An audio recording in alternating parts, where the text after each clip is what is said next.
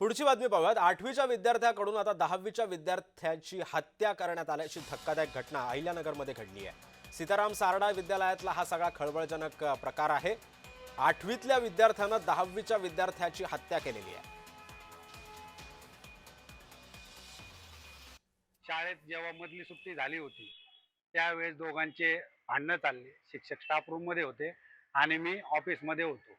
मुलं ज्यावेळेस ओरडून मला सांगायला आली सर भांडणं आले, त्यावेळेस सुनील कुलकर्णी सर आणि मी ताबडतोब घटनास्थळी गेलो, म्हणजे शाळेच्या पोर्च मध्ये गेलो। तिथं त्या मुलाला उचललं, बाहेर गेलो, रिक्षावाला थांबला नाही। मग आम्ही एक बाईकवाला धरला, बाईकवाल्याच्या गाडीवर त्याला टाकलं आणि आम्ही तिघ जण सिव्हिल हॉस्पिटलला गेलो आणि तिथून पुढे त्याचा विलास सुरू झाला।